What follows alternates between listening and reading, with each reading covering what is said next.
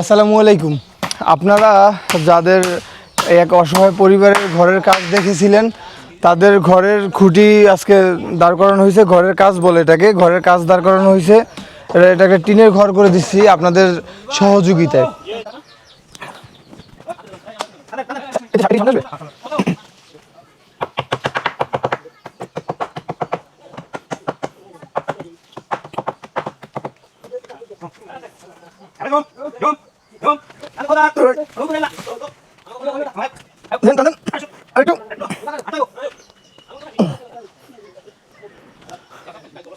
তো যে কথা বলতেছিলাম, আপনারা এর আগে ঘরের কাজ দেখেছিলেন, তাদের মানে ঘর যখন আমরা এখানে আসি, তাদের ঘরের ছাউনিটা পর্যন্ত ছিল না। সেই ঘরের ছাউনিটা ছিল না দেখে যখন ভিডিওটা আপলোড দিই, আপনারা একজন ব্যক্তি এগিয়ে আসছিলেন, কিছু টাকা সাহায্য পাঠাইছেন। আর সেই সাহায্য থেকেই আমরা যখন কাঠ কিনি, টিন কিনি, লোহা, স্ক্রু যা যা যা দরকার হয় সেটা কিনে আমরা কাজ শুরু করি। আমরা চাইলে এটাকে দিয়ে আরও 20টা ভিডিও বেশি তৈরি করতে পারতাম, অন্য 5জন কন্টেন্ট ক্রিয়েটরের মতো যদি চিন্তা করতাম।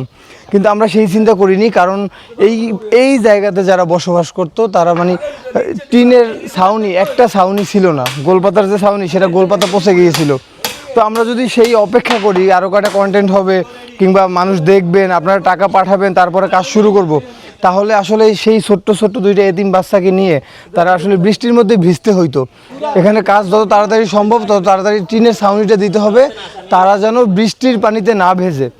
আলহামদুলিল্লাহ, আপনাদের ভালোবাসায়, আপনাদের দোয়ায় ঘরের 2টা কাজ দাঁড় করানো হয়েছে। আলহামদুলিল্লাহ, এটা আল্লাহর কাছে অশেষ শুকরিয়া এবং আপনাদের প্রতিও কৃতজ্ঞতা প্রকাশ করছি। আর আপনারা ভিডিওটা শেয়ার করে দেন। একজন সহৃদয়বান ব্যক্তির সামনে যদি ভিডিওটা পৌঁছায়, সে যদি এখনও তো ঘরের যে আদার্স যে মালামাল কিনতে হবে বা কিংবা বাকি যে মিস্ত্রি টাকা আছে, সব কিছু মিলিয়ে এখনও তো ম্যানেজ হয়নি। তো আপনারা যতটুকু পারেন মানুষের কাছে ভিডিওটা পৌঁছানোর চেষ্টা করেন।